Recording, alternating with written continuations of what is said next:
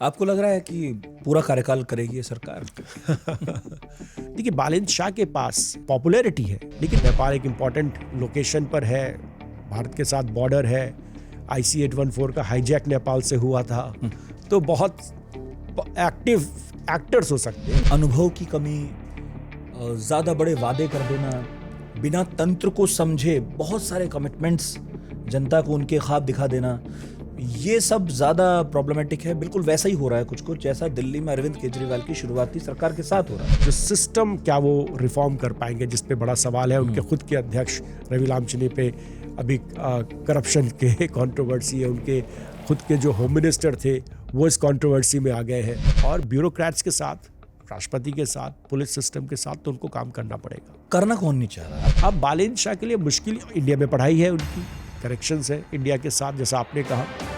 अब उनके लिए मुश्किल ये है कि नेपाल में जो एक, और वो जो मैप लगाते हैं, हाँ वो नेपाल का थोड़ा सा लिपुलेख वाला, हाँ शायद अपने को भारत और चाइना वाला वो जो डिबेट है उससे अलग करने के लिए इन्होंने ये शो किया कि जो मेरा पहला फॉरेन पॉलिसी स्टेप है वो ना भारत है ना चाइना है, मैं सबके साथ मिल रहा हूँ। भारत और चाइना को देखिए, प्रॉब्लम ये नहीं है कि आप किससे मिल रहे हैं, आप जियोपॉलिटिकली इन दो बड़े कंट्रीज के बीच में हैं, जिसका वो ब्रिज बनाने की बात करते हैं। नेपाल में अगर आप एकेडमिक आर्टिकल पढ़ेंगे फॉरेन पॉलिसी पर, 10 में से 8 आर्टिकल्स में ये ब्रिज की बात है।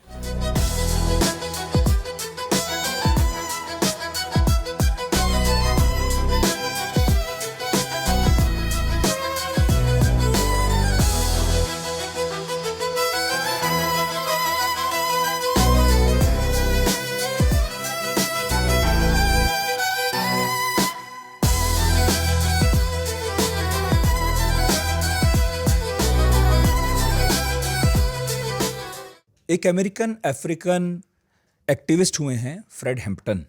हैम्पटन ने कहा था कि you can kill a revolutionary but you can never kill a revolution. क्रांतिकारी तो मार सकते हैं आप, लेकिन क्रांति नहीं मार सकते। आपको याद होगा 2025 सितंबर में एक क्रांति हुई थी भारत के पड़ोस में, नेपाल में। क्रांति इतनी बड़ी थी और असर इतना व्यापक था कि सरकार आंधी तूफान में उड़ गई, और उसे जेनजी क्रांति कहा गया क्योंकि ज्यादातर जो नवयुवक थे वो सड़कों पर थे। इसकी देखा देखी फिर जो बांग्लादेश में हुआ या बाकी मुल्कों में हुआ, यही कहा गया कि ये नेपाल की जेनजी क्रांति की तरह है। यानी नेपाल की वो क्रांति अपने आप में एक मील का पत्थर थी, उसने एक प्रेसिडेंट सेट किया था। अब लग रहा है कि वो आंधी तूफान गुजर चुका है, मौसम में शांति है, क्योंकि उस क्रांति का जो चेहरा थे, प्रमुख चेहरा बालिंद शाह, वो देश के प्रधानमंत्री बन चुके हैं। उन्होंने बहुत बड़ी बड़ी बातें की थी, जिनमें से कुछ को वो लागू करने की कोशिशें कर रहे हैं।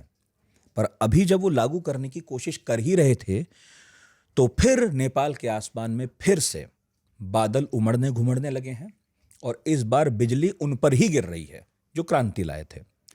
काफ़ी कुछ घट रहा है नेपाल में।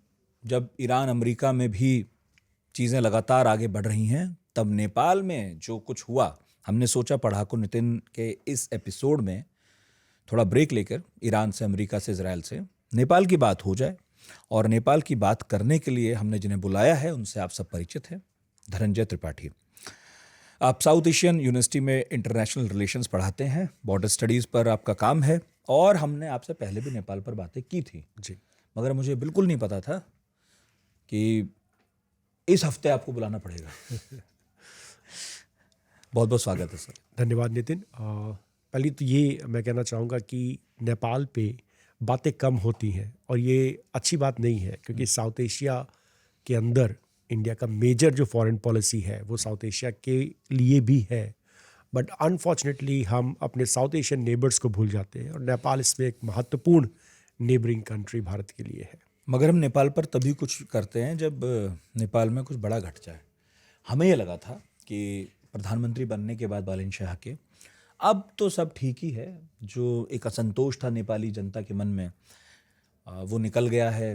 उन्होंने सब पुराने चेहरों को हटा दिया है, और बड़े बहुमत से ये सरकार आई है। लेकिन आपको कोई आइडिया था कि ये सरकार बनने की इतनी जल्दी ये अब परेशानियों में घिर जाएंगे। देखिए नेपाल की पॉलिटिक्स अगर आप फॉलो करते हैं तो पिछले 20 सालों में वहाँ पे बहुत सारे इस तरह के मूवमेंट्स आए। हमें नहीं भूलना चाहिए कि नेपाल में राजशाही थी, मोनार्की, जिसको उखाड़ फेंका गया। उसके पहले नेपाल के अंदर एक बड़ी महत्वपूर्ण बात है जो लोग इग्नोर करते हैं कि एक सक्सेसफुल लेफ्ट माओविस्ट रिवोल्यूशन वो नेपाल के अंदर हुआ। बिल्कुल। चाहे वो प्रचंड रहे हो, चाहे बाबूराम भट्ट रहे हो, उसके प्रोडक्ट थे। और वहाँ पर रिपब्लिक उन्होंने बनाया। उसके बाद भी वहाँ पे आंदोलन हुए। तो आंदोलनों की एक इतिहास नेपाल में है। और उसके पहले भी, ये सिर्फ माओविस्ट आंदोलन नहीं, उसके पहले भी पंचायत को लेकर के, उसके पहले नेपालीज कांग्रेस का एक इतिहास है पूरा। तो इस तरह की चीज़ें वहाँ पर रही हैं। अब जब भी वहाँ पर जब मोनार्की गई तो जनता को लगा कि हम बेनिफिशरी होंगे, हमको इसका फ़ायदा मिलेगा।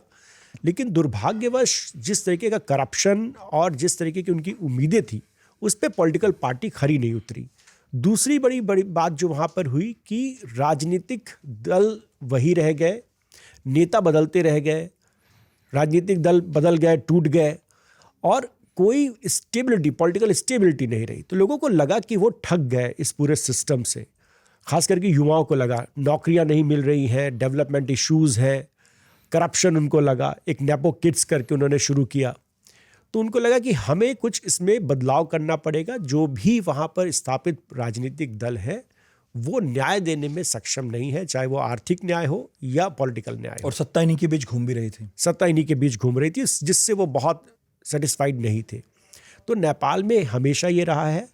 और बालेन शाह की बात तो ठीक है, एक बड़े मैंडेट लेकर के वो आए हैं, लेकिन हमें ये नहीं भूलना चाहिए बड़े मैंडेट के पीछे बड़ी सारी एक्सपेक्टेशंस भी हैं और वो एक्सपेक्टेशंस इनको फुलफिल करनी पड़ेगी। तो मेरे ख्याल से वो जो एक्सपेक्टेशंस और जो डिलीवरी है, जो उसके बीच का टेंशन अभी शुरू हुआ, अपोजिशन में रह के बोलना आसान है, उसका थोड़ा सा रिफ्लेक्शन आपको दिख रहा है नेपाल में। नहीं, लेकिन राष्ट्रीय स्वतंत्र पार्टी जो है, जो अब सरकार चला रही है, ये नई तो है ही। उन पार्टियों के मुकाबले, उन गठबंधनों की अपेक्षा में नई है जिन्होंने अभी तक नेपाल पर शासन किया है। आपको लगता है कि अनुभव की कमी, ज़्यादा बड़े वादे कर देना, बिना तंत्र को समझे बहुत सारे कमिटमेंट्स जनता को उनके ख्वाब दिखा देना, ये सब ज़्यादा प्रॉब्लमेटिक है? बिल्कुल वैसा ही हो रहा है कुछ कुछ जैसा दिल्ली में अरविंद केजरीवाल की शुरुआती सरकार के साथ हो रहा था। ये बहुत अच्छा आपने पैरेलल दिया है। मेरे ख्याल से बिल्कुल एग्जैक्टली वैसा है। बालेन शाह जब मेयर बने तो उन्होंने काठमांडू में इंडिपेंडेंट मेयर बने, किसी पॉलिटिकल पार्टी से नहीं थे। उन्होंने काफ़ी मूलभूत सुधार करने की कोशिश की, जैसे कि स्कूल्स में 10% कोटा गरीबों के लिए इम्प्लीमेंट किया, हॉस्पिटल्स में 10% कोटा गरीबों के लिए इम्प्लीमेंट किया। ये रेगुलेशंस थे लेकिन इम्प्लीमेंट नहीं होते थे। दूसरा कि वो पब्लिक प्लेसेस पे जा कर के उन्होंने बात करनी शुरू की, नॉन पॉलिटिकल बातें शुरू की। जो इंक्रोचमेंट था काठमांडू के अंदर शहर में, उसको हटाने की कोशिश की और उससे उनकी पॉपुलैरिटी काफ़ी बढ़ी। तो एक अनुभव की कमी है, लेकिन उन्होंने अपने जो भी कार्यकाल नेपाल के अंदर उनका एज अ मेयर था काठमांडू में, उसके चलते एक काफ़ी पॉपुलैरिटी हासिल कर ली और उनको लगा कि ही कैन डिलीवर। और उन्होंने काफ़ी सारे प्रॉमिसेस किए हुए हैं। सबसे बड़ा प्रॉमिस जो वहाँ पर है कि एम्प्लॉयमेंट जनरेशन को लेकर के, देखिए जो वहाँ पर ट्रिगर पॉइंट था, उसको हम लोग समझते हैं कि सोशल मीडिया बैन कर दिया, इसलिए ट्रिगर पॉइंट था। डेफिनेटली वो एक ट्रिगर पॉइंट था, लेकिन उसके साथ एक महत्वपूर्ण चीज़ है कि नेपाल की इकॉनमी पे जब आपने वहाँ पे व्हाट्सएप बंद कर दिया तो नेपाल के बहुत सारे नेपाल एक टूरिज्म बेस्ड इंडस्ट्री है, और अगर आपने व्हाट्सएप अगर 2 दिन के लिए भी बैन कर दिया तो टूरिज्म इंडस्ट्री पे मेजर असर पड़ेगा। तो उसके चलते भी नेपाल के युवाओं में गुस्सा आया, जिनको थोड़ा बहुत सहारा था अपना कि चलो कुछ छोटे छोटे काम चल रहे हैं, उस पर भी असर आया। तो बालेन शाह डेफिनेटली काफ़ी सारे प्रोमिसेस हैं, उनकी कुछ डिलीवरीज रही हैं एज अ मेयर, लेकिन as a mayor and as a prime minister आपका स्केल बहुत बड़ा हो जाता है, और क्या वो स्केल पर डिलीवर कर पाएंगे जो प्रोमिसेस हैं उनके, that is the biggest question right now in Nepal. आपको क्या लग रहा है उनकी ज़्यादा बड़े चैलेंजेस क्या हैं, और वो कौन से वादे हैं जो आसानी से पूरे कर लेंगे? पर कुछ ऐसे भी होंगे ना जिनको आपको भी लगता होगा कि भाई ये पॉसिबल नहीं है, आपने कर दिया, वोट पड़ी, अलग बात है। और यही वो चीज़ें होती हैं जिनकी वजह से लोग आखिर में उनसे भी नाराज़ हो जाते हैं, जिन्हें वो चुन के लाते हैं इतने बड़े बहुमत से। देखिए उन्होंने अपना 100 पॉइंट एजेंडा दिया है। उसके अंदर बहुत सारी चीज़ें हैं। उसमें है कि जो भी सरकारी लोग हैं वो अपने बच्चों को प्राइवेट स्कूल्स में ना भेजें। तो ये सब पॉपुलिस्ट एक स्टैंड्स होते हैं। मतलब इसका एक वाहवाही होगी डेफिनेटली जनता में कि ईमानदारी है। जो उनको मेजर चैलेंज आएगा कि सिस्टमेटिक जो सिस्टम क्या वो रिफॉर्म कर पाएंगे, जिस पे बड़ा सवाल है। उनके खुद के अध्यक्ष रवि लामचने पे अभी करप्शन के कंट्रोवर्सी है। उनके खुद के जो होम मिनिस्टर थे वो इस कंट्रोवर्सी में आ गए हैं।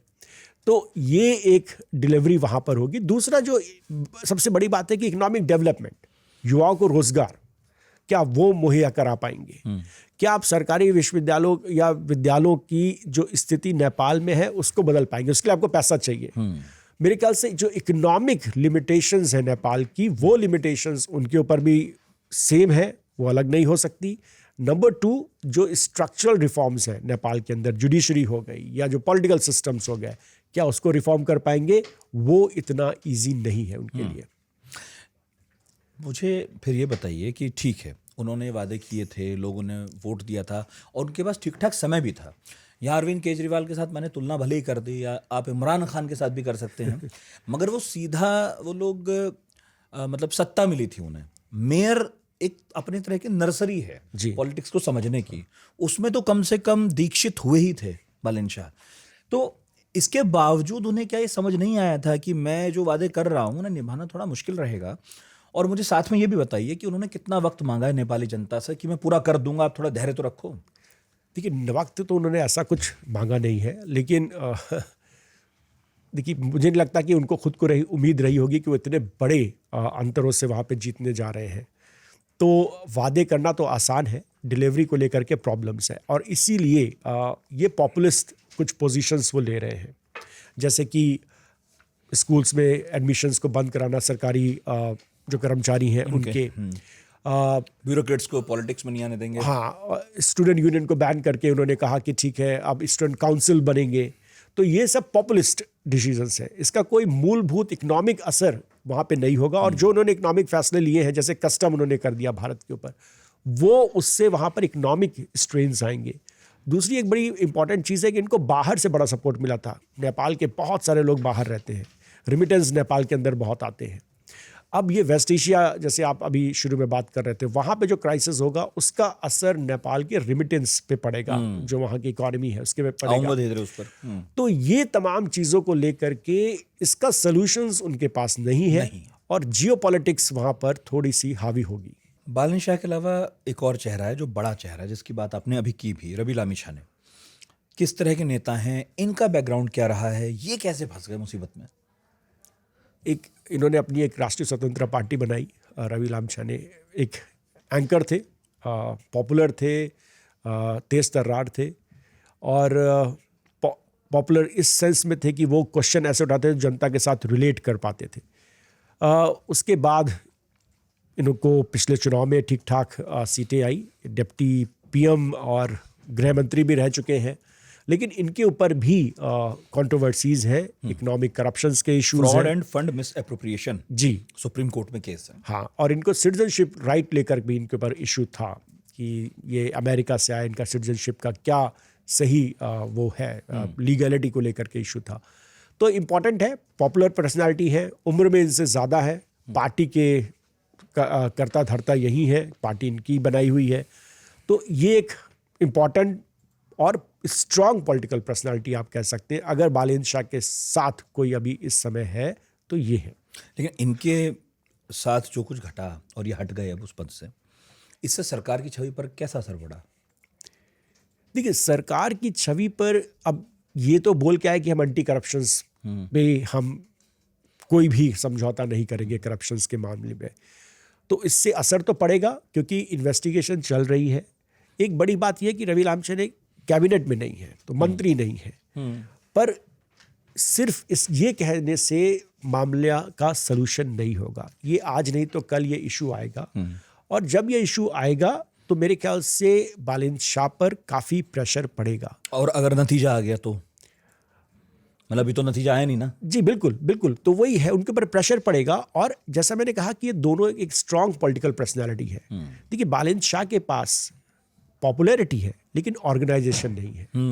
इनके पास ऑर्गेनाइजेशन है, पार्टी इनकी है और गांव-गांव इनके रीच है, क्योंकि एक्टिविस्ट तो इनके साथ जुड़े हैं। बालेन शाह तो एक फेस थे, वो तो इंडिपेंडेंट थे। उनको ला करके इन्होंने पार्टी में अपने उनको साथ जोड़ लिया और वो जोड़ने से उनकी पार्टी को बेनिफिट हुआ। लेकिन जो रियल फेस पार्टी का है वो रवि है। तो ये एक इम्पॉर्टेंट चीज होगी, अगर जैसा आपने कहा कि कुछ आगे चल के इस पे इश्यू होते हैं करप्शन के मामले पे, तो वो थोड़ा देखने वाली चीज होगी, इंटरेस्टिंग होगी। आपको लग रहा है कि पूरा कार्यकाल करेगी ये सरकार? बड़ा मुश्किल सवाल है इसका। बहुत पहले पूछ लिया मैंने, लेकिन एक्सपर्ट्स तो बोलने ही लगे हैं, क्योंकि जो मैं पहले कह रहा था, एक्सपीरियंस यहाँ पर आता है। हाँ। जिन लोगों को थोड़ा सा तजुर्बा होता है राजनीति में, वो इन बातों पर बड़ा ध्यान रखते हैं कि देश के मुद्दे भी जो है उनके काबू में रहें, पार्टी भी काबू में रहे, कोई टूट ना हो जाए। लेकिन नेपाल की राजनीति को देखने वाले जानते हैं कि वहाँ टूट फूट होना कोई बड़ी बात है नहीं। और अब जब इस सरकार की छवि पर अचानक से डेंट पड़ा है और जब दिख रहा है कि नए नवेले लोग हैं सब, तो आपको नहीं लगता ये कोशिशें तेज हो जाएंगी कि अब तोड़ो? अभी नहीं, अभी क्योंकि देखिए ये बालेन शाह नहीं, ये जेनजी का क्रिएट किया हुआ मूवमेंट है जो आप शुरू में बोल रहे थे। जब तक जेनजी को लगता है, और ये पॉपुलिस्ट डिसीजंस ले रहे हैं कि मैंने देखो गरीबों के लिए ये कर दिया, जो और सरकारें, ये प्रोविजंस थे उनके कॉन्स्टिट्यूशन में लेकिन इम्प्लीमेंट नहीं थे, इन्होंने ये कर रहे हैं।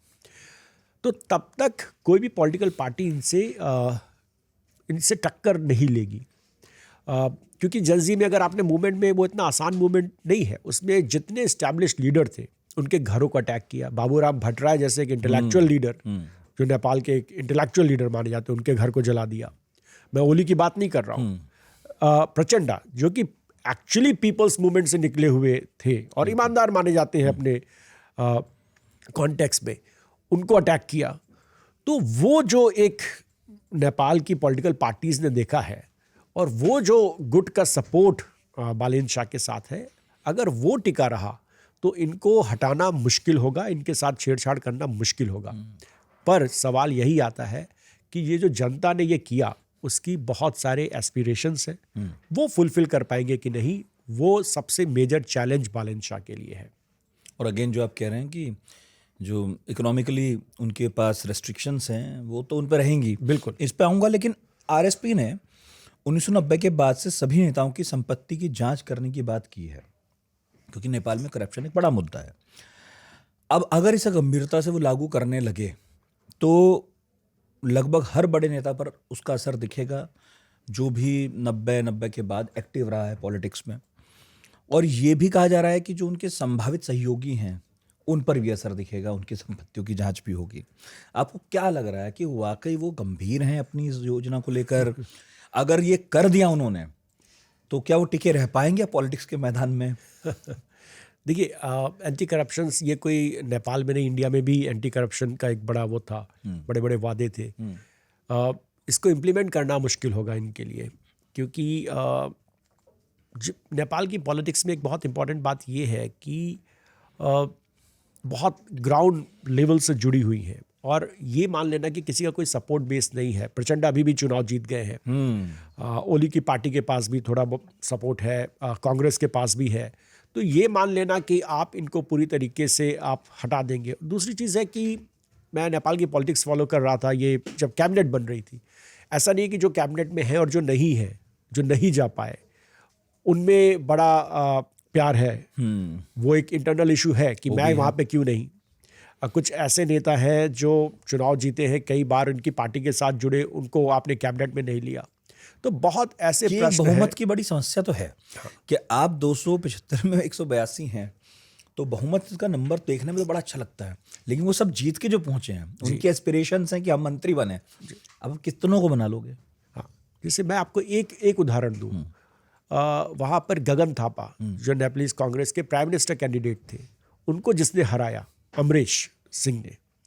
अब अमरेश के एस्पिरेशन होंगे कि मैंने जो प्राइम मिनिस्टर कैंडिडेट है उसको हरा दिया, सही बात, और आपने मुझे कैबिनेट में जगह नहीं दी। तो और अमरेश जिस जगह से जीते हैं वहाँ पे वो 2-4 बार जीत चुके हैं, काफ़ी पॉपुलर लीडर हैं मधेश रीजन के, और वो कैबिनेट में नहीं है। इस तरह के बहुत से चेहरे हैं वहाँ पर जिनको लेके खींचतान आज नहीं तो कल हो सकती है, और उनके भी एस्पिरेशंस हैं। नहीं, ठीक है, तो आगे चल के वो रिशफल वगैरह करेंगे तो हो सकता है कहीं एडजस्ट कर लें, लेकिन फिलहाल तो यही सवाल पूछा जा रहा है कि इतने सारे लोग जब जीत के पहुंचे हैं तो आप किसे किसे एडजस्ट करने वाले हो? नौजवानों की पार्टी बनकर आए हैं लेकिन व्हाट्सएप आप बैन कर दोगे या चुनाव बैन कर दोगे, तो जो आपकी घोषणाएं थी वही अब आपकी मुसीबत बनने लगी हैं। देखिए, वो जो कर रहे हैं उनको लग रहा है कि मैं स्टूडेंट यूनियन हटा दूंगा, इससे जो पॉलिटिकल इंटरवेंशन है यूनिवर्सिटीज़ में वो ख़त्म हो जाएगा। ठीक है, आप हटा दो, लेकिन फिर स्टूडेंट काउंसिल के अंदर वही पॉलिटिक्स आ जाएगी। मतलब how can you keep politics out? बस नाम बदला आपने। हाँ, आप उसको काउंसिल बना दीजिए, लेकिन काउंसिल में सिलेक्शंस नहीं होंगे। अगर सिलेक्शंस भी होंगे, देखिए वहाँ पे यूनिवर्सिटीज़ के अंदर बहुत पॉलिटिक्स है।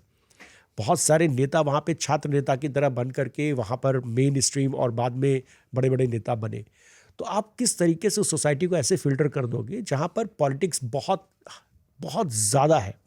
पॉलिटिक्स ज़्यादा क्यों है? माओविस्ट आंदोलन है, उसके पहले आप 10 पॉइंट एग्रीमेंट हुआ माओविस्ट के साथ, उसके बाद सारे जन आंदोलन से मधेश के अंदर बहुत सारे आंदोलनों का इतिहास है।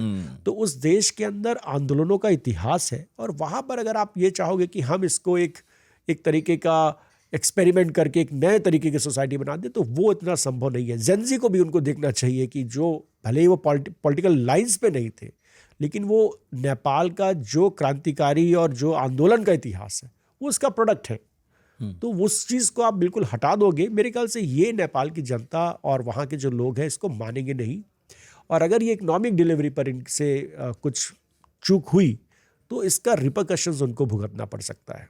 अच्छा, अभी एक टकराव जो हम बार बार कह रहे हैं कि इनमें टकराव उनमें टकराव, लेकिन एक टकराव तो और साफ साफ दिखाई दे रहा है। क्या राष्ट्रपति और सरकार सेम पेज पे नहीं है? चाहते हैं वो राष्ट्रपति बदलना, और आसान नहीं है उनके लिए। मेरे ख्याल से ये भी एक जो और भी कॉन्ट्रडिक्शंस उनके होंगे, जैसे वो चाहते हैं करप्शंस पे बहुत सारी चीज़ें हों, लेकिन ब्यूरोक्रेसी को आप कैसे बदल देंगे, पुलिस सिस्टम को कैसे बदल देंगे? तो ये जो टकराव है या जो प्रॉब्लम्स है, ये उसका एक थोड़ा सा उदाहरण है जो वो कहना चाहते हैं और जो करना चाहते हैं। तो कहीं ना कहीं आपको सिस्टम के साथ मिल के चलना पड़ेगा, और ये सब ने किया। वहाँ पर प्रचंड आए, उन्होंने किया। ये बात तो है। बाबूराम भट्टराय आए, उन्होंने किया।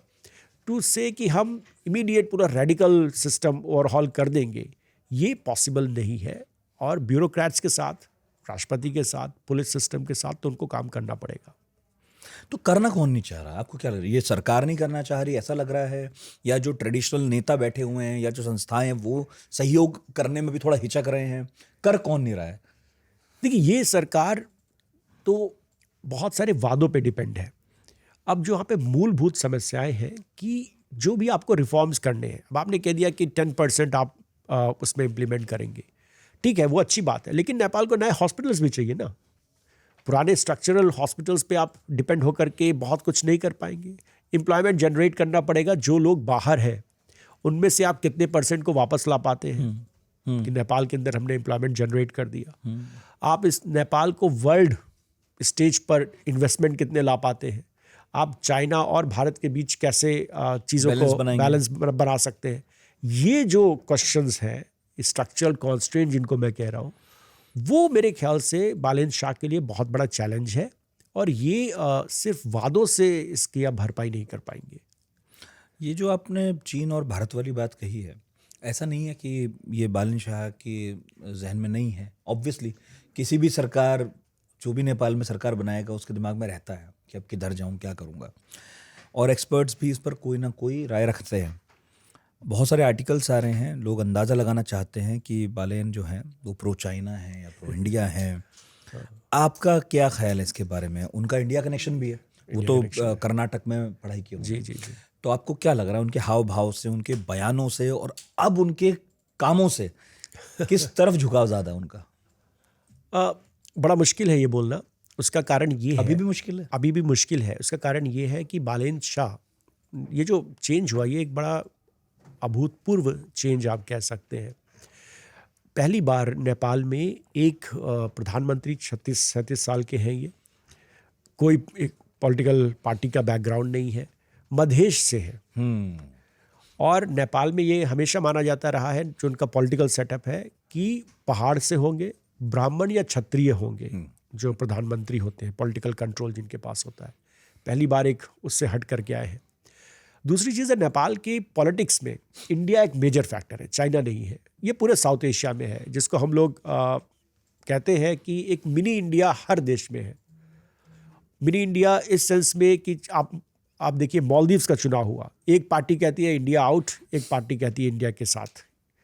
बांग्लादेश में चुनाव हुआ, शेख हसीना के उतने ही को संबंध चाइना के साथ थे, लेकिन बांग्लादेश की राजनीति में वो प्रो इंडिया थी। ऐसा नहीं है, हथियार तो चाइना से खरीद रही थी, लेकिन प्रो इंडिया एलिमेंट।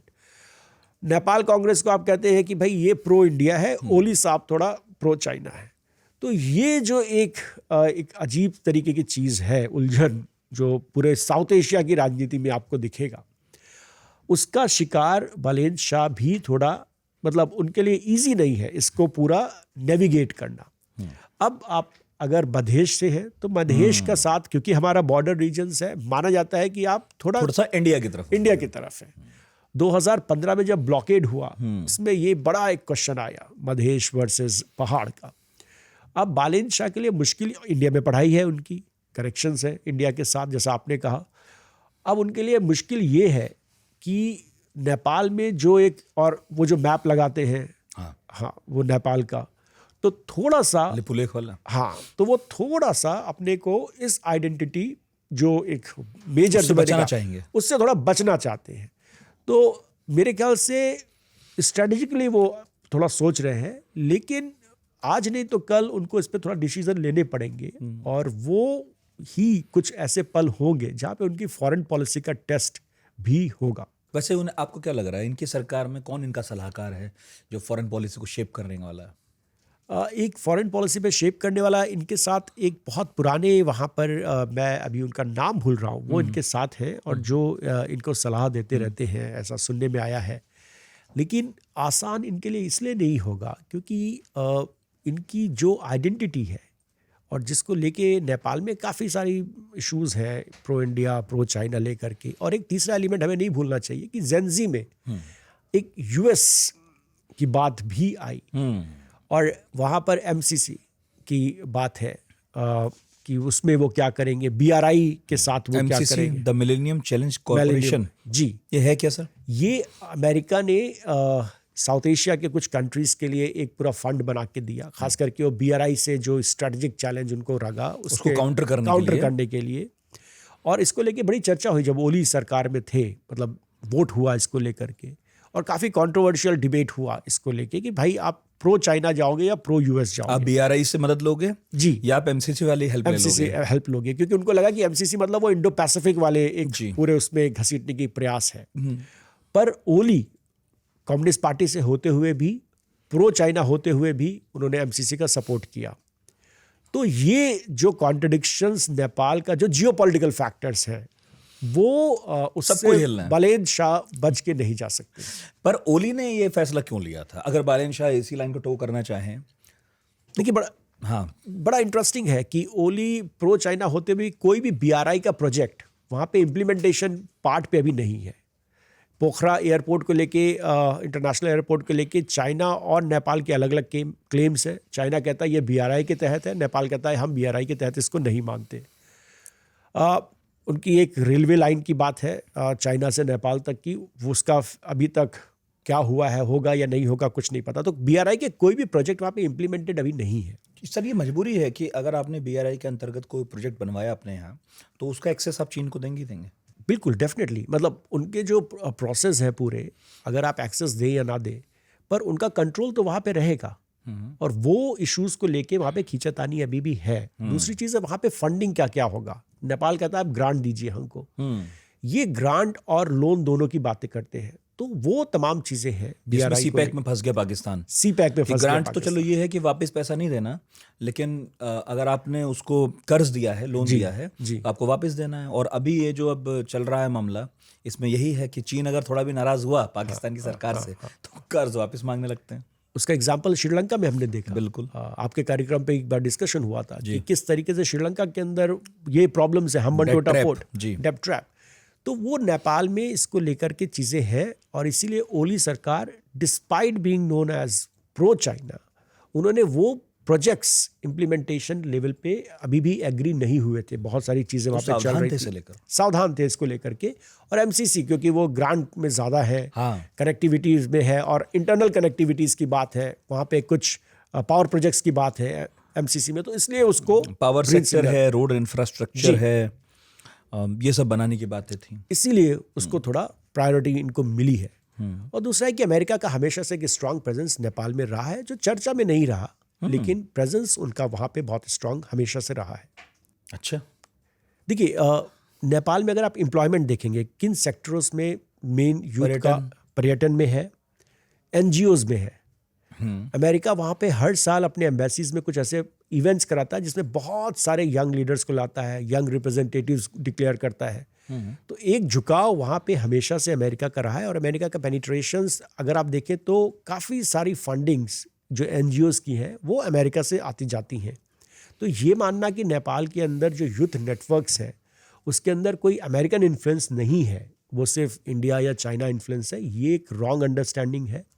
और जेनजी जो मूवमेंट है उसमें भी ये इम्पैक्ट हम लोगों को देखने को मिला। डायस्पोरा जो है वो ज़्यादा अमेरिका की तरफ रुझान है उसका, क्योंकि वहाँ पे उनका इंटरवेंशन है, उनकी रोजी रोटी उन एनजीओ से साथ जुड़ी हुई है जो डायरेक्टली अमेरिकन फंडेड है। और अमेरिकन जो एम्बेसी है वो काफ़ी यूथ के साथ वहाँ पे कनेक्टेड है, ये भी एक इम्पॉर्टेंट बात है। और कोई मुल्क भी है क्या वहाँ जो कोई फैक्टर है? मतलब हमने 3 की बात की। और कोई मुल्क तो फैक्टर नहीं है, बाकी तो जियोपॉलिटिक्स है। नेपाल एक इम्पॉर्टेंट लोकेशन पर है, भारत के साथ बॉर्डर है, IC-814 का हाईजैक नेपाल से हुआ था, तो बहुत एक्टिव एक्टर्स हो सकते हैं, लेकिन ये मुल्क जो इम्पोर्टेंट है वो 3 ही है। अभी मैं कुछ दिन पहले ये भी सुन रहा था कि एक तो मसला नहीं सुलझा अभी तक भी, जो नेपाल ने अपने नक्शे में लिपुलेख है ना उसे अपने यहाँ दिखाया, भारत का दावा अपना कुछ और है। इसी तरह से मुझे नहीं पता अब वो कितना सही है कितना नहीं, वो नोट पर बात चली थी, करेंसी पर जी, कि उसमें भी कुछ इसी तरह की छेड़खानी है। इसी तरह से अग्निवीर को लेकर बात हो रही थी, अभी भी सेम पेज पर नहीं है भारतीय सेना और गोरखा लोग। इस बीच एक खबर आई कि ब्रिटेन ने एक और शायद रेजिमेंट बना ली है गोरखाओं को लेकर, जबकि हिंदुस्तान जहां पारंपरिक रूप से गोरखा बहुत ज़्यादा सहयोग करते रहे भारतीय सेना में, यहाँ पर एक समस्या है कि वो अग्निवीर माने ना माने। तो क्या अब जब ये सरकार आई है इस तरह के जो मुद्दे हैं उन पर बातचीत शुरू हुई है, नहीं हुई है? चिंताएं अभी जो हैं उन पर बोला जाने लगा है, नहीं बोला जाने लगा है? देखिए मैं शुरू करना चाहूँगा अग्निवीर वाले इशू पर। नेपाल की आर्मी भारत में वो काम करते थे, रिटायर्ड है, भारत से उनको पेंशन जाती थी। और भारत का एक ये स्ट्रांग पिलर नेपाल के अंदर देखा जाता था कि वहाँ पे जो सेना हमारी जो यहाँ पे काम किए और बाहर गए वहाँ पे गए। अग्निवीर जब पॉलिसी आई तो नेपाल का ये कहना है कि उनके साथ कोऑर्डिनेशन नहीं हुआ इस पूरे पॉलिसी को लाने के पहले, और वो ये नहीं चाहते कि इस तरीके का एक सिस्टम में वो उनके यूथ आए। और उन्होंने वहाँ पर अग्निवीर पे रोक लगा के रखी है कि इसके तहत हमारे एम्प्लॉयमेंट में नहीं जाएंगे। मेरे ख्याल से इसमें थोड़ा सा न्यू दिल्ली को रीथिंक करने की ज़रूरत है कि किस तरीके से उस इशू को आप रिजॉल्व करें नेपाल के साथ। क्योंकि थोड़ा मैं इसको जियोपॉलिटिकल वे से भी देखता हूँ कि अगर वहाँ पर लेट्स से 5,000 रिटायर्ड सैनिक भी भारत में जो सर्व करके गए हैं और वहाँ पर हैं, वो आपके लिए एक बहुत बड़ा गुडविल है। और आर्मी ऑफिसर्स हैं वहाँ पर, उनके आर्मी ऑफिसर्स को आप सेम स्टेटस यहाँ पर देते हो। तो अगर वो एक गुडविल फैक्टर इंडिया का किसी भी कारण से थोड़ा सा ब्रेक हो रहा है, तो आई थिंक वहाँ पर थोड़ा नेपाल इंडिया और वो एक बायलैटरल रिलेशनशिप के तहत हमें देखने की ज़रूरत है। वो एक इशू है और उस पर बालेन शाह भी मेरे ख्याल से कंप्रोमाइज़ नहीं करेंगे, एक वो मेजर फैक्टर है। जो दूसरी बात आप कह रहे थे कि और क्या इश्यूज़ हो सकते हैं इंडिया और नेपाल के बीच में, उसका फ़ायदा यूके उठा रहा है। अभी गोरखा रेजिमेंट जो आप बोल रहे हैं कि उनमें वहाँ से वो ले लेंगे। जो मैप वाला चक्कर है, देखिए मैप का चक्कर ये हमारा बनाया हुआ नहीं है, ये ब्रिटिश ने बना के चले गए। ब्रिटिश ने कई सारे मैप, किसी समय में उन्होंने कोई मैप बना दिया, किसी समय में कोई मैप बना दिया। पर जो मैप जो इंडिया बात कर रही है, और वो दौर अलग था। हाँ, कि ब्रिटिशर्स के बनाए मैप सबको मानने पड़ते थे। हाँ, अब दौर अलग है, छोटी छोटी ताकत भी जो है वो अपना दावा ठोकने से डरती नहीं है। तो जो गोरखा वॉर हुआ उसमें जब एक मैप बना जिसमें कि गोरखा वॉर जो एंग्लो गोरखा वॉर था, पहली बार नेपालीज वॉज डिफीटेड। और जो भारत और नेपाल का जो बॉर्डर है जो आया वो गोरखा वॉर के बाद ही आया, उसके पहले कोई बॉर्डर तो था नहीं। सही। उस समय जो एक मैप बना वो एक दूसरा मैप था। उसके कुछ दिनों के बाद कुछ नेगोशिएशंस हुए, नेपाल ने काफ़ी साथ दिया ब्रिटिश का जब 1857 की क्रांति आई। उसके बाद एक अलग तरह का मैप बन गया, थोड़ा सा उन्होंने कुछ कॉम्प्रोमाइज़ इधर उधर कर लिया उसमें। तो दोनों देशों की बात अपनी जगह है। मेरे ख्याल से इसमें इंडिया ने मैच्योरिटी दिखाई है और नेपाल को भी इसमें थोड़ा आगे बढ़ना चाहिए कि ओपन बॉर्डर्स हैं। देखिए भारत और नेपाल के बीच में ओपन बॉर्डर्स है, ठीक है, आपके हमारे क्लेम्स हो सकते हैं यहाँ वहाँ, लेकिन जब बॉर्डर ओपन्स हैं तो लोग इधर भी जा रहे हैं उधर भी जा रहे हैं। तो इस तरह की कंट्रोवर्सी रिडंडेंट हो जाती है अनटिल अनलेस हम पॉलिटिकल कंट्रोवर्सी से बनाना चाहें। अब आप नोट पे अगर मैप छाप दोगे तो भारत उसको ऑफिशियल तौर पे कभी एक्सेप्ट ही नहीं कर सकता है। अगर आप नक्शे में लगाना शुरू कर दोगे, पार्लियामेंट में वो नक्शा पास कर दिया गया, तो ये एक नेशनल ओली जो भी वो भी एक नेशनलिस्ट कम्युनिस्ट नेशनलिस्ट एक बड़ा कंट्रोवर्शियल चीज़ है। कम्युनिस्ट जी कॉन्ट्रडिक्टरी है पर वो कर रहे थे, एक वर्जन उनका भी था। तो वो एक कंट्रोवर्सी इस पे क्रिएट कर रहे थे थोड़ा नेशनलिस्ट होकर के। और ओली के साथ भी एक बड़ी मजेदार चीज़ थी कि जब भी उन पे राजनीतिक संकट आता था तो थोड़ा नेशनलिज्म की तरफ मुड़ जाते थे। उसका फ़ायदा उनको हुआ। लेकिन अब चूंकि मैप एक सेंटिमेंटल इशू है पूरे साउथ एशिया में, उसको लेकर के चीज़ें चल रही। मुझे नहीं लगता कि बालेन शाह इस पर कोई अलग पोजीशन लेंगे, वो ले भी नहीं सकते हैं। पर ये रिडंडेंट इशू है क्योंकि आपके बॉर्डर्स ओपन है और हमें उसको उसी स्प्रिट में इस पूरा इंडिया नेपाल बॉर्डर डिस्प्यूट को देखना चाहिए। और जो सामान को लेकर हो रहा है अभी, देखिए इससे ये भी प्रोविज़न पहले से था। अब इनके लाने से हिल में तो कोई फ़र्क नहीं पड़ता, लेकिन बॉर्डर रीजन्स पे चाहे वो आपका बीरगंज हो, बहुत सारे बॉर्डर रीजन, रक्सौल है, अलग अलग जगह है, धारचूला है। अब यहाँ पर चक्कर ये है कि लोग जो दिनचर्या की चीज़ें हैं, चाय पत्ती हो गई, बहुत छोटी छोटी चीज़ें, वो बॉर्डर के इस पार उस पार ले जाते हैं।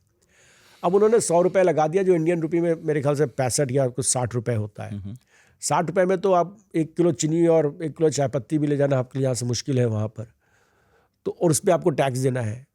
दूसरी मेरा प्रॉब्लम इससे नहीं है, मेरा प्रॉब्लम है कि अगर आप कमा रहे हो बहुत, वहाँ की जनता बहुत पैसा कमा रही है, शायद टैक्स दे दे, लेकिन उन रीजन्स में पैसा उतना है नहीं, जनता के हाथ में उतना पैसा है नहीं, वो चीज़ें वहाँ पे सुलभ नहीं है, वो यहाँ से खरीद रहे हैं। शादी का समय है, अभी शादियाँ शुरू हो रही है, बॉर्डर में बहुत सारी चीज़ें यहाँ से वहाँ जाएंगी, लोग आते हैं कपड़े खरीदने, ज्वेलरीज खरीदने बॉर्डर के इस पार। जब आप उन पर टैक्स लगा दोगे तो उनकी कैपेसिटी नहीं है कि वो टैक्स वो पे कर सकें। तो आप इकोनॉमिक हार्डशिप एक ऐसे समय में उन रीजन्स में बढ़ा रहे हो अपने ही लोगों पर, जब आपको पता है कि वर्ल्ड इकोनॉमिक प्रॉब्लम्स अभी चल रही वेस्ट एशिया को लेकर के, आप उनको सहयोग नहीं कर सकते, लेकिन उन पर ट्रबल आप क्रिएट कर रहे हो। मेरे ख्याल से इसको लेकर के ऑलरेडी अपोजिशंस हो रहा है और ये अपोजिशन तेज भी हो सकता है, तो उनको ये मैनेज करना पड़ेगा। डिसीजंस भले उनका हो, उन्होंने इम्प्लीमेंट कर दिया हो, लेकिन इसको इन्हें मैनेज करना पड़ेगा। बॉर्डर रीजन से इस पर काफ़ी प्रोटेस्ट आ सकते हैं। एक और चीज़ है, अभी 8 अप्रैल को 17 देशों के राजदूतों के साथ मुलाकात थी बालेन शाह की, जो उस परंपरा से हटकर हुआ है जो चलती आ रही थी, जिसमें भारत और चीन से अलग अलग शुरुआत करते थे जी। क्योंकि बालेन शाह का बयान है कि वो इन दो मुल्कों के बीच पुल बनना चाहते हैं, नेपाल को पुल बनाना चाहते हैं जी। लेकिन पुल बनाने की दिशा में जाने की बजाय वो उल्टा करते दिखे कि अलग अलग 17 देशों के लोगों से मुलाकात कर ली। तो ये कोई नई तरह की विदेश नीति है जिसे बालेन शाह आगे बढ़ाना चाहते हैं, सिंबॉलिक कदम है, ऐसी हो गया है, बहुत समझदार अभी नहीं है वो इस मामले में, मैं तो यही कहूँगा परिपक्व नहीं है, समझदार भले ही हूँ। आपको क्या लगा, क्या रीड किया आपने? बालेन शाह कोशिश कर रहे हैं कि वो जो भी कन्वेंशनल है मैं अनकन्वेंशनल हूँ, अलग दिखूँ। उनका, मैं नेपाल के बहुत सारे लोगों से बात कर रहा था कि पहली बार ऐसा चुनाव हुआ है जहाँ पे जो सबसे बड़ा नेता है उसने आधे घंटे भी स्पीच नहीं दी किसी अपने पब्लिक एड्रेस में, कुछ बोले, कुछ उन्होंने रैप कर दिया और चले गए। तो ये भी एक अनकन्वेंशनल है कि ना भारत न चीन, मैं अलग से शुरू करूँगा। क्योंकि हमेशा से हुआ, जब ओली प्रधानमंत्री बने तो सबसे बड़ा जो सवाल था कि कहाँ आएंगे वो। इनके साथ भी ये है, अभी बातें शायद चल रही हैं कि रवि लामचिने शायद भारत आए, जल्दी ही न्यू दिल्ली में आए और बातचीत हो। लेकिन बालेन शाह थोड़ा अनकन्वेंशनल है और राजदूतों से मिलना कोई बड़ी बात नहीं। ठीक है, आप प्रधानमंत्री हैं, आपने बुला लिया, मुलाकात हो गई, वो एक अलग बात है। तो शायद अपने को भारत और चाइना वाला वो जो डिबेट है उससे अलग करने के लिए इन्होंने ये शो किया कि जो मेरा पहला फॉरेन पॉलिसी स्टेप है वो ना भारत है ना चाइना है, मैं सबके साथ मिल रहा हूँ। पर भारत और चाइना को देखिए, प्रॉब्लम ये नहीं है कि आप किससे मिल रहे हैं, आप जियोपॉलिटिकली इन दो बड़े कंट्रीज के बीच में है, जिसका वो ब्रिज बनाने की बात करते हैं। और ये बात इनकी कोई नई नहीं है। ये बात बाबूराम भट्टराय ने ये कॉन्सेप्ट दिया। नेपाल में अगर आप एकेडमिक आर्टिकल पढ़ेंगे फॉरेन पॉलिसी पर, 10 में से 8 आर्टिकल्स में ये ब्रिज की बात है कि इनके बीच में। मैं हमेशा अपने नेपाल के स्टूडेंट्स को और उनके जो इंटेलेक्चुअल्स हैं उनसे मैं पूछता हूँ ये बात, और मैं आपके माध्यम से फिर ये बात पूछ रहा हूँ कि ठीक है, आप ब्रिज बनना चाहते हो, क्या भारत और चाइना भी आपको ब्रिज बनाना चाहते हैं? भाई आप ब्रिज बन जाओ, लेकिन कोई आने को तैयार नहीं है उस ब्रिज पे, तो उस ब्रिज का कोई फायदा नहीं। आप तो बोल ही रहे हो ये बात बहुत सालों से। तो चाइना और इंडिया के जब तक इस पे कोई कंसेंसस नहीं होगा, आप ब्रिज लोकल पॉलिटिक्स में कह सकते हो, आर्टिकुलेट कर सकते हो, फॉरेन पॉलिसी आर्टिकुलेशन हो सकता है आपका, लेकिन उसका कोई मतलब नहीं होता। नहीं, इसका मतलब क्या निकलता है, मैं भी ये समझना चाह रहा हूँ। ये अपने लोगों को समझाने के लिए ठीक है कि आप ऐसे कहो कि ठीक है, ये दो बड़ी ताकतें हैं, हम इनसे थोड़ी छोटी ताकतें हैं, लेकिन हम इंडिपेंडेंट हैं। चलो एक पॉजिटिव वे में कह देते हैं, हम दोनों के ब्रिज बनेंगे। कब बने हैं ब्रिज वो? क्या कोई ऐसा विवाद हुआ है जो नेपाल में काठमांडू में बैठ के सॉल्व हुआ हो? क्या नेपाल ने हमारी तरफ से कुछ संदेश चीन को दिए हों, चीन की तरफ से कुछ हार्ड मैसेज हमसे बात की हो? कभी हुआ है ऐसा, या फिर बोलने के लिए बस एक बात है? देखिए, इसका एक नेपाल के इतिहास में जाता है, उनकी एक बुक है, जैसे हमारे यहाँ चाणक्य की अपनी अर्थशास्त्र है, उनके यहाँ एक है द्विउपदेश, जो पृथ्वी नारायण शाह के द्वारा लिखी गई। उनको एक स्ट्रेटेजिक थिंकर माना जाता था, बड़े, और उन्होंने इसकी बात की है कि बीच में हम रहेंगे। अच्छा, ये वहां से आता है। वो कॉन्सेप्चुअली जो ट्रेडिशनली हिस्टोरिकली जो आइडिया है वो वहाँ से निकलता है। लेकिन सही बात है, नेपाल, मतलब इसका जो वही क्वेश्चन यही है कि क्या ये दोनों देश आपके बिना ट्रेड नहीं कर रहे हैं? क्या ये दोनों देश आपके बिना पॉलिटिकल डिस्कशंस में, डिस्कोर्स में नहीं है? और आप ब्रिज बनो, बहुत ही अच्छी बात है, ये तो मतलब नेपाल के लिए बड़ा फायदा होगा। लेकिन जब तक ये ब्रिज इंडिया और चाइना एग्री नहीं करते कि आपको किस तरह का ब्रिज बनाना है, क्या आप इकोनॉमिक कॉरिडोर, जो BRI की बात हुई थी, जब ओली साहब चाइना गए तो उन्होंने इस पे एम्फेसिस किया BRI को यहाँ पर नेपाल में लॉन्च करने के लिए, कि ये जो डिस्टेंस है ट्रेड का, ओली की अपनी समझदारी थी, बाबूराम भट्टराय की अपनी समझदारी थी। ओली की समझदारी थी कि जो ट्रेड हो रहा है इंडिया और चाइना के बीच में, ये वाया नेपाल होगा और नेपाल एक हब बनेगा, इकोनॉमिक हब। लेकिन ट्रेड तो वैसा ही हो रहा है, और जहाँ से जो लिपु लेक की आप बात कर रहे हैं वो भी एक पॉइंट है उसमें, वहाँ से भी इंडिया चाइना का ट्रेड हो रहा है, जिसको लेकर के नेपाल इंडिया में तो सब कुछ बोल रहा है लेकिन चाइना पे कुछ नहीं बोल रहा है। उसमें जो रोड जो यहाँ से बनी वो तो चाइना के साथ है, कनेक्ट कर रही है। तो ये जो तमाम चीज़ें हैं बड़ी इंटरेस्टिंग है। तो आर्टिकुलेशंस है, लेकिन इसका कोई प्रैक्टिकल सेंस नहीं है। ठीक है, आप थ्योरी के लेवल पे बोलते रहिए, अच्छी बात है, और मुझे अच्छा लगेगा अगर भारत और चीन के बीच में एक इकोनॉमिक हब की तरह या कनेक्शन की तरह नेपाल आए, नेपाल को इससे फ़ायदा होगा। लेकिन भारत और चीन को इसके लिए एग्री करना पड़ेगा। अगर मैं ये मान भी लूँ कि बालेन शाह जो हैं, अभी तक उन्होंने पत्ते नहीं खोले हैं कि वो चीन की तरफ जाएंगे या भारत की तरफ जाएंगे, अमूमन तो कोई कभी नहीं कहता है कि हम किसकी तरफ खड़े हैं। उनके बयानों से ही ये संदेश निकालने की कोशिश होती है किसी भी प्रधानमंत्री, राष्ट्रपति के, कि इनका रुझान किस तरफ है। अभी आप कह रहे हैं कि अभी कहना मुश्किल है, लेकिन ये तो आखिर कह ही दिया है कि हम पुल बनेंगे, एक न्यूट्रल स्टेटमेंट है। ये भी कर दिया है कि अलग अलग, मतलब उन्होंने चुना नहीं कि चीन जाएंगे या भारत जाएंगे, 17 देशों के राजदूतों से मिल लिए। ऐसे में क्या ये कहा जा सकता है कि वो एक टाइम बाई कर रहे हैं, शायद अपने सलाहकारों के साथ अभी उठे बैठे मिले नहीं हैं, में भी कोई निष्कर्ष नहीं निकला है, कोई दिशा तय नहीं हुई है कि किस तरफ जाएं, तो बस ये तब तक के लिए एक न्यूट्रल बयानबाजियां हैं, क्योंकि नई सरकार है, सबकी नज़र है, कुछ तो कहना है। बिल्कुल और मुझे लगता है भारत आएंगे। अच्छा। जो मेरा एनालिसिस है, जो अंडरस्टैंडिंग है नेपाल की पॉलिटिक्स को और फॉरेन पॉलिसी को लेके, पहला डेस्टिनेशन उनका इंडिया ही होना चाहिए। और अगर वो इंडिया नहीं गए तो चाइना भी नहीं जाएंगे, कोई वेस्टर्न कंट्री पहले होके, वेस्ट से होकर के फिर अमेरिका हो आएंगे। हाँ, लेकिन वो वाया इंडिया ही होगा। अच्छा। मुझे जो लगता है, देखिए उनके जो राजदूत हैं भारत में, वो बदले जा रहे हैं, नए राजदूत आने वाले हैं। मेरे ख्याल से राजदूत के आने के बाद, नए राजदूत आने के बाद थोड़ा ये हलचल और तेज होगी। और अगर यही मेरे ख्याल से 1-2 महीने के अंदर या 1 महीने के अंदर ही आपको थोड़ा इस पे मूवमेंट दिखेगा। देखिए 2 बड़ी बातें हैं। भारत के साथ अभी उन्होंने एक इलेक्ट्रिसिटी समझौता कर रखा है।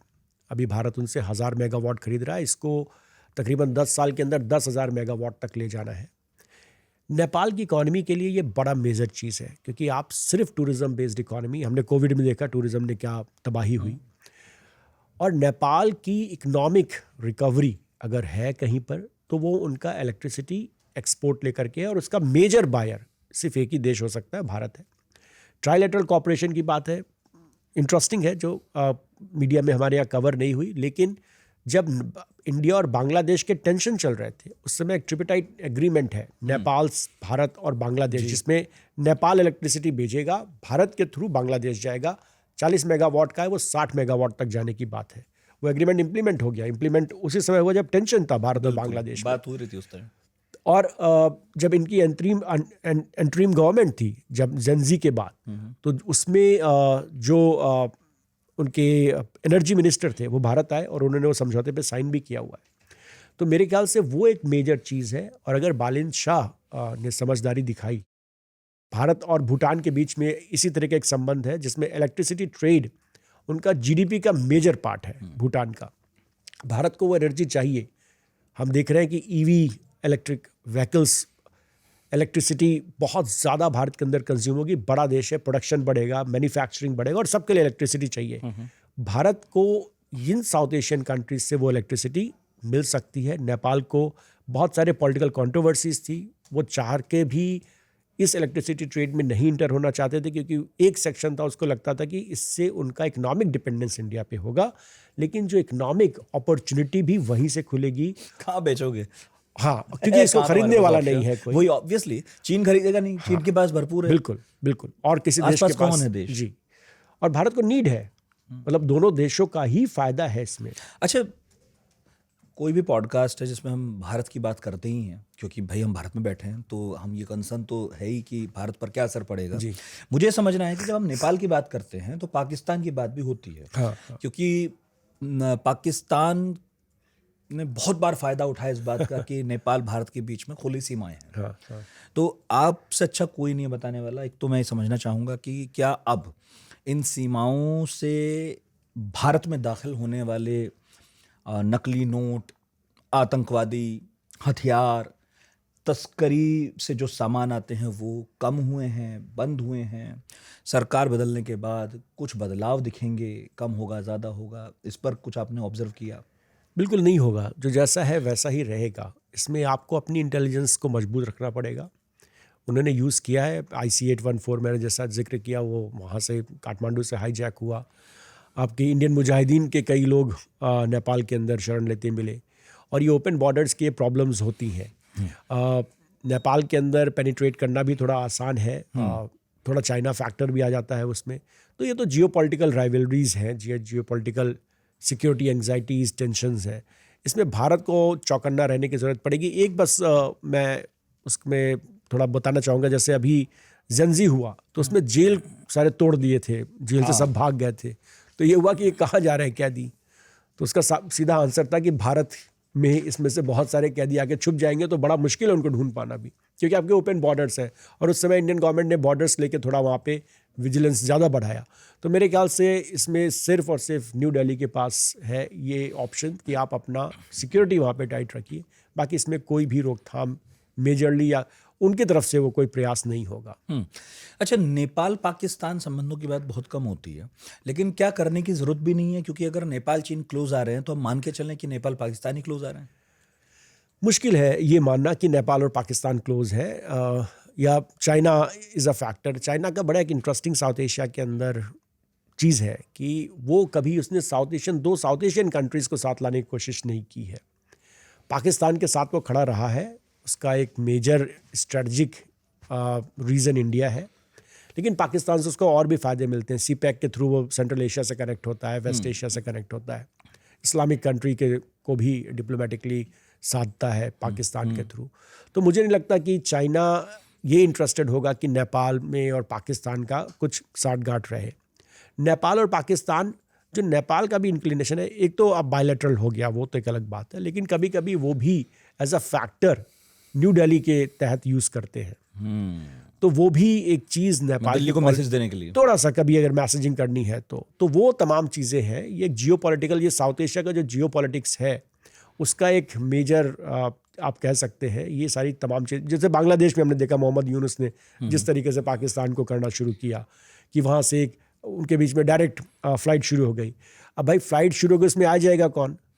प्रश्न तो ये है ना, फ्लाइट तो शुरू करना कोई बड़ी बात नहीं, पर मैसेजिंग वो है कि हम पाकिस्तान के क्लोज जा रहे हैं। उस तरह की मैसेजिंग कभी कदार होती है, पर इसका कोई माने नहीं रखते हैं, क्योंकि उनमें ट्रेड क्या है, क्या उनके बीच में पीपल टू पीपल एक्सचेंज है, जो फैक्टर्स होते हैं वो फैक्टर्स है ही नहीं है। बहुत अच्छे रिश्ते तो मैंने कभी सुने नहीं है।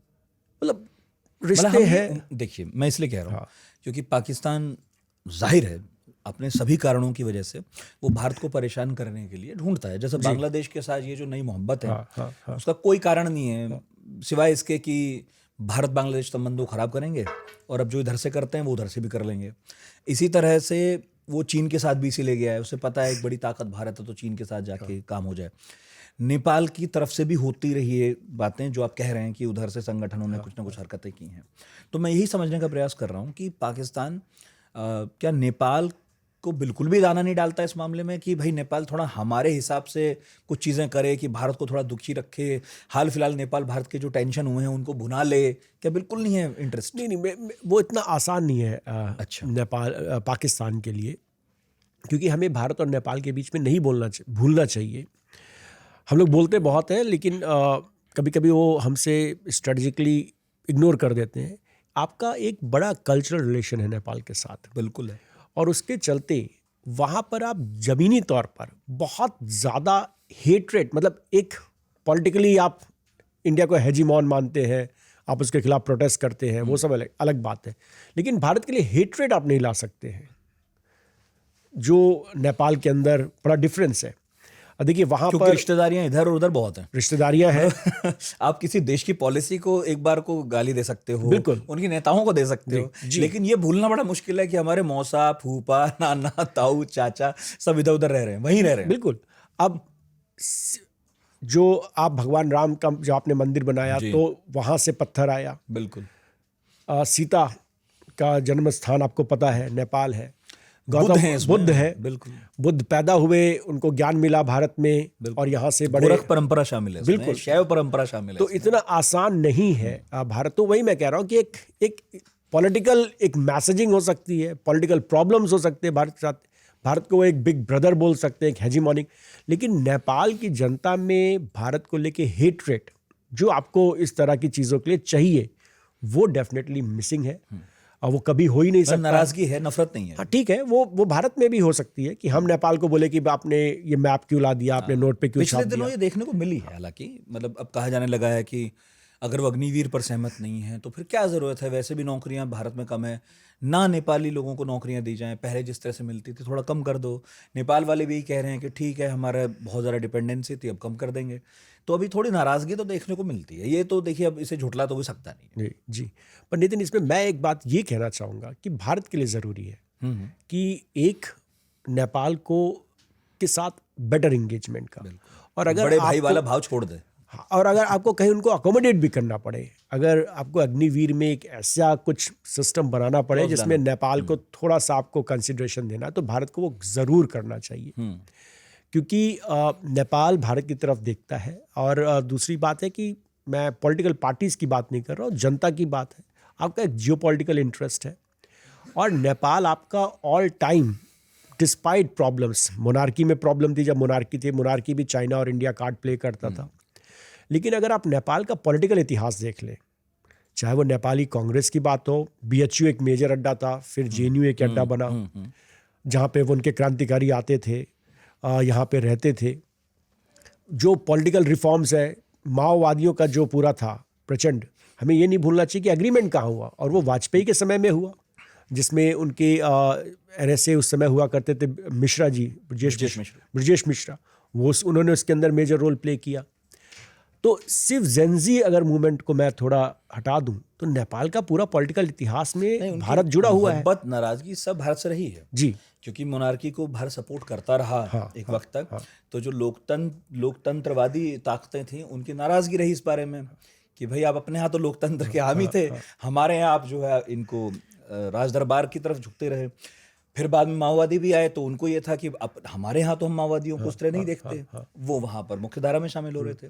तो मैं मतलब आप ही की बात आगे बढ़ा रहा हूँ कि चाहे जैसा भी रहा हो, लेकिन प्यार, मोहब्बत, नाराजगी हमारी आपस में बनी रही। बिल्कुल बिल्कुल, और कभी हेट नहीं है, हम दोनों देशों में हेट नहीं है, तो ये एक मेजर फैक्टर है। तो पाकिस्तान उसमें कुछ भी कोशिश कर ले, ठीक है, उनके संबंध होने चाहिए, उसमें तो क्या दिक्कत है, नेपाल और पाकिस्तान के संबंध रहे, लेकिन उसका प्रयोग एंटी इंडिया एक्टिविटीज के लिए वो नहीं कर पाएंगे, क्योंकि नेपाल में उसको कोई भी समर्थन कभी मिल ही नहीं सकता इस तरह की एक्टिविटी के लिए। मेरा आखिरी सवाल ये है सर कि नई सरकार के पर्सपेक्टिव में पूछ रहा हूँ केवल, कि भारत की सरकार को क्या करना चाहिए, अपनी तरफ से हमें क्या करना चाहिए।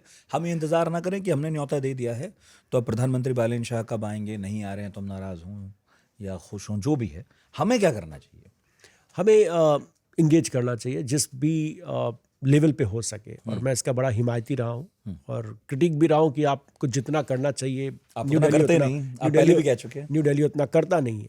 कई चीज़ों में आपको अकोमोडेट भी करना चाहिए उन नेपाल को, इसमें कोई बुरी बात नहीं है। भारत को मेरे एक बड़ी अच्छी चीज़ हुई कि नरेंद्र प्रधानमंत्री मोदी ने जैसे ही वो जीत के आए, उनको ट्वीट किया, एक्स जो है अभी उस पर मैसेज किया और पॉजिटिव मैसेज किया, बधाई दी, उसका उनकी तरफ से भी एक पॉजिटिव मैसेज आया, बालन शाह ने उसको अप्रिशिएट किया, थैंक्स किया। तो मेरे ख्याल से इस तरह के जो जेस्चर्स हैं उस पर बिल्कुल कायम रहना चाहिए, पॉजिटिव चलना चाहिए। हमें जो एनर्जी ट्रेड का बात है उसको आगे बढ़ानी चाहिए और उसको प्रमोट करना चाहिए। मेरे ख्याल से, मैं फिर आप दोहराना चाहूँगा कि मेरे ख्याल से बालन शाह जल्द ही दिल्ली आएंगे और दिल्ली में उनका बड़ा स्वागत होगा। उनका देखिए क्यों होगा, क्योंकि उनके भारत के साथ जड़ें जुड़ी हुई हैं। उनका बीटेक है, यहाँ से इंजीनियरिंग स्टूडेंट रहे हैं। वैसे फिर मेरे मन में ये भी आता है कि किसकी नहीं जुड़ी थी। हाँ बिल्कुल बिल्कुल, सबकी जुड़ी है, मतलब आप जितने आपने नाम लिए इस पॉडकास्ट में, बिल्कुल बिल्कुल सबके है। और इसलिए मेरे ख्याल से एक नेचुरल चॉइस, और ये एक पॉलिटिकल अंडरस्टैंडिंग के तहत मैं नहीं कह रहा हूँ, फॉरेन पॉलिसी एक नेचुरल चॉइस इंडिया है और आना चाहिए। और मेरे ख्याल से जल्द ही इस पर कुछ होगा। जैसे मैं कह रहा हूँ कि शायद उनके जो एम्बेसी में कुछ बदलाव हो, उसके बाद शायद यहाँ पर आए। और इकोनॉमिकली आप चाइना भले ही कुछ कहें, लेकिन इकोनॉमिक जो प्रॉस्पेक्ट्स है ना, वो एमसीसी से वो खुलता है, ना वो बीआरआई से खुलता है, वो भारत के थ्रू ही खुलता है। सारे ट्रेड है, लैंडलॉक कंट्री है, भारत के थ्रू उनके सारे ट्रेड है। और electricity trade can be a game changer for Nepal. और वो सारी चीज़ें के चलते मुझे लगता है समझदारी यही है कि इसको जियोपॉलिटिक्स ना बनाए, इसको बहुत अनकन्वेंशनल ना हो जाए, भारत आना चाहिए। तो कुल मिलाकर नेपाल की नई सरकार या प्रधानमंत्री बालन शाह, जो भी कहें आप, उनके चैलेंजेस के जो सॉल्यूशन है उसमें भारत को भूमिका निभानी चाहिए। बिल्कुल, वो बढ़ाने की तरफ ध्यान नहीं देना चाहिए। जैसे कुछ लोग एक्सपर्ट कहते भी हैं कि अगर वो नहीं सहयोग कर रहे तो आप भी मत करो, बंद करो। लेकिन आप ये कह रहे हैं कि सहयोग बढ़ाना चाहिए। बिल्कुल, भले ही वो थोड़ा बहुत नाराज़ हैं अपने कारणों से, तो ठीक है, बैठा के बात करो, उनका समाधान करो। बिल्कुल बिल्कुल। बहुत बहुत शुक्रिया धनंजय जी, थैंक यू। और मुझे लगता है कि जब तक बालन शाह हैं, और हम उम्मीद करते हैं कि अपना कार्यकाल पूरा करें, उन्हें इस तरह की चुनौतियों का सामना करना ही पड़ेगा। क्योंकि हमने तो अपने यहाँ अरविंद केजरीवाल को देखा है, जिन्होंने बहुत अच्छी बातें कही थी, जो कहनी भी चाहिए एक नेता को जो नया नया पॉलिटिक्स में आता है। लोग बोर भी हो जाते हैं उन्हीं पारंपरिक बयानों से, बातों से, मुद्दों से।